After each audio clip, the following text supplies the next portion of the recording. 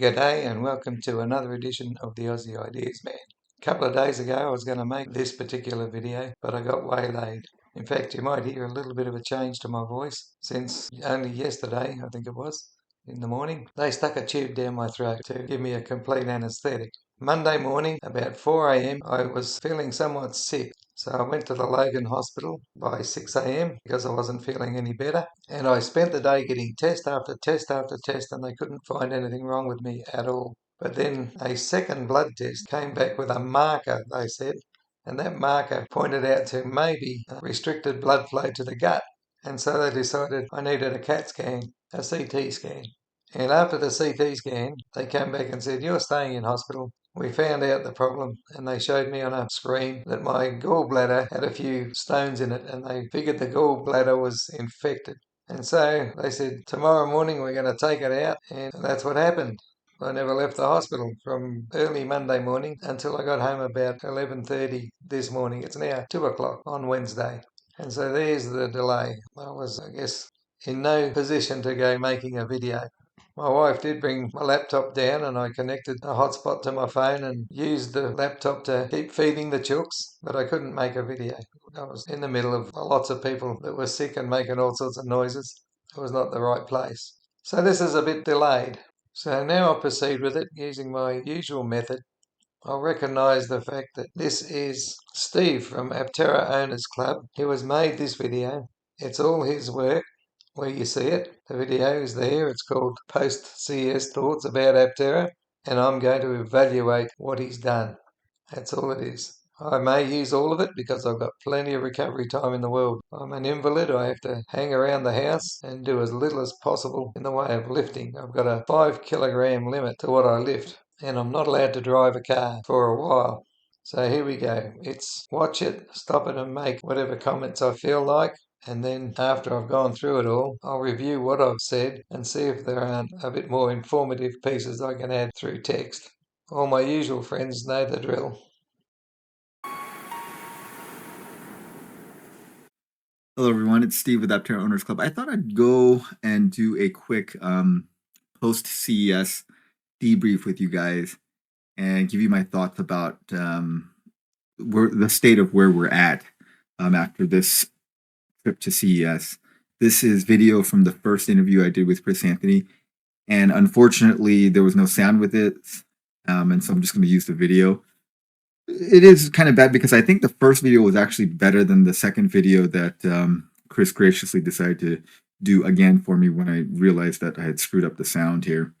Anyways, where are we with APTERA? So APTERA has a production intent vehicle. Not everything is completely ready, but the design is done. And they're just validating every little piece before they lock in the high volume parts. Okay, my first stop. I actually, on my latest video, as I do, I like to report on other videos that come out by the likes of the Cretin here and Cretin Jr., the Ninja, Drive the Lightning, Nikki, though she's dropped off for months and months. That was Transport Evolved. Taylosif, he's dropped off a fair bit. And Hillbilly Bill, of course. Who could forget Hillbilly Bill? Free power. But anyway, I try to evaluate them because they just don't seem to be learning. They're making the same mistakes month in, month out. So I just keep trying to get them to be a bit more, I guess, giving full coverage when they report on something. They're just giving the tasty bits, I can say. And it's all one way for APTERA. If they gave the full coverage, you would get better balance and it wouldn't be a one-sided affair. And I've made a few evaluations of the cretin, and in the comment that I made on my site, I said it's more of the same, except for one thing. He's more negative. His mode of operating is to pick a slight negative and talk about it at first, and then go heavily into all the positives, and thereby conning the gullible into thinking he's just done a balanced article and he's still very much in favour of the silly trike. That's how he's worked a lot. You can look at a lot of his videos and you'll see that pattern. A little bit of negativity and then all positive. And he's done that except for the fact that he's been more negative and yet in the end positive. And he's so much more negative that a lot of the fanboys are criticising him now. But what I'll do is just show you that while he's a bit more negative, the amount of negative points that turned up at CES are probably 5 times more serious than the ones that he highlights. And that's what I'll be trying to show. I won't stop him much. I prefer to just add text boxes. That'll do for this part. So when you think about it, we've come such a long way and we're very, very close. So the things that are definitely done is obviously the bink is done. It's been done for years. And the carbon fiber and the exterior design looks amazing. It is essentially a supercar. You're just not going to get a car with these forged carbon fiber parts. It's everything fits together perfectly. It looks great. I'll have to stop here because this is nothing like a supercar. Many claims are way over the top, but this one you can't get much higher. This silly trike is in no way a supercar. Only the extremely gullible would believe that. But he's just evaluated what's turned up at CES, and he's saying that it's production intent, and it's not. And the shortcomings are much more than what he reveals. And so that part is awesome. And then like a lot of the other things, the seats, those are basically, those these are like all ready to go. And they're just going to test all these parts out and make sure that they work before they get into the high volume tooling for these things. And that's where we're at. They need the money still to get the high volume the tooling done. And that's been their biggest problem. They have not been able to find the funding to get tooled up. So they have the funding to do the testing, and that's what they're going to do. So what he's skipped here is the fact that there's no motor in the thing, not at all. That seems to be what's truthful about that because they refuse to put the hood up. They may have a motor in it by now, but at the time you can guarantee that there wasn't a motor in it. There's no ABS, and there's rumours that even the production model will not get ABS. But in this case, there is no ABS in this one. There's no glass on the hatch and the roof. And once again, that's just promised to come. But by not having glass on the hatch and the roof, this thing's not production intent, not production ready. There's no software in the screen. What they've done is put in a fake one so that it does something for the people that are sitting inside trying to see what it does. There's no wrap on the silly trike. Now, a production intent vehicle should be wrapped. And what nonsense. They've painted it. They're against painting, and yet they've painted this one to make it look beautiful, to fool the gullible, but not wrapped it. And the wrap is what it should have. And their excuse was they had no time to wrap it. Well, I would think it would take more time to paint it. If they paint it, they haven't got patterns ready to wrap their 16 that they said that they would make, that they already had the money for, and would sell to the first 16 accelerators, which almost into February, they should be well underway there. I thought it was March or April that they wanted to get these things done when they were talking about it mid last year. That should do for now. I'll move on. They're doing the track testing and they're doing the validation of the efficiency and the range and that kind of stuff over the next year probably. And it looks like their plan is to get an IPO to get the funding to go to production. Now, he's saying that they're going to do all this testing in what sounds like, well, he said the next year, but I think he means to the end of this year, 2025. Yet Steve has told him, sorry, Chris, Auntie as I call him, Chris has told him that they have a test track booked late in January, and we're at the very end of January, so the testing should have begun. Why is the cretin saying there's about a year in it? I don't understand. And if the IPO is successful, they will have the funding. And right now, like a lot of the interior bits are like 3D printed. Some of the bottom parts are one-off pieces. The chassis tooling needs to be done. I think the chassis parts are basically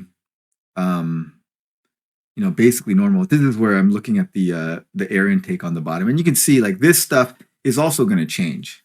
Like these bottom parts, these are one-off parts. They're not, and you can see they're different. They don't fit together quite as well. And the radiator is going to change. And these small things they're like fine-tuning this stuff. But they're basically ready to go to production if they could just find enough funding. So I think at this point, the efficiency those numbers are gonna come out in the next month or so. That air intake is going to really adversely affect the drag coefficient. It's going to affect the range quite drastically. They've sold the idea on its aerodynamics and range, and this is going to pretty much kill it. They were already exaggerating to a great degree, and this is going to make the exaggerations even larger. Now, they do say, oh, yes, it's quite a big air intake, but the production model will have a smaller one. You get all these promises, but it's nonsense. At least that's what they tell us. And based on what they said, like during the show, they said that they gave about 25 miles of test drives, roughly, and they ended up with roughly the same amount of charge as as at the beginning, or maybe slightly more. So I mean, these are kind of off the cuff numbers. I'll have you know that I had refuted these silly claims, over the top claims, and not only that, Name Not Shown and others had also said that these claims were basically lies. Others have said that besides myself. And I would have thought the cretin would have done enough research to have become aware of these things, and yet he just continues with the one storyline that he gets from Auntie. This is not balanced journalism. But we know that we're in the ballpark, that the solar is working and the efficiency is good. And I think they actually had some efficiency numbers, and they were getting about 110. They were using about 110 watt hours per mile, which is really good because they were targeting 100, but Hermes did not have the wheel pants, and taking off the wheel pants dramatically worsens the aerodynamics because you have this rotating tire, and the top part of the tire is going in the opposite direction of the airflow. I'll stop it there. My DaVinci Resolve is not playing the audio well enough for me to use it. I'm hoping it's just a temporary hiccup, but I'll have to stop here and restart again. At this particular stage, though, I think I will copy my comment into it because I spent a bit of time talking about how not having the pants was detrimental, but there were probably 4 advantageous elements that herpes had that would have more than offset not having the pants. And once again, this is unbalanced journalism. He should use his head and see these things and not ignore the factors because he's duping the gullible. All right, I've got to stop here. The comment I have found is not the one that I was thinking of. I wrote one in response to somebody else on some other video, and it went through the fact that the cretin had said that there's an advantage in the wheel pants being off, explaining how at the top of the rotation of the wheel it's going twice as fast as the vehicle itself. And I said that that advantage was too little and was more than offset by the disadvantages that he ignored. For a start, while the wheel is going twice as fast at the very top, at the very bottom it's stopped. The contact with the road is where the wheel is stopped. So the average speed of the wheel is the same as the vehicle over the full face of the wheel. Its curved shape also makes it quite aerodynamic, so it's not as bad as they make out. While it is a minor factor in producing more drag, the things that offset it are many. For a start, the interior of the silly trike is much lighter because it has no NVH and it has no interior trim, including probably the window motors. Certainly the air conditioning unit is missing. And so when you start to look at what is not inside the silly trike, there's a lot of weight loss there. And that weight loss offsets not having the pants on. And then on the exterior, the plastic solar coatings on the hatch and roof are going to reduce the weight by a long shot compared to the glass, which I think is 3 or 4 times heavier than plastic.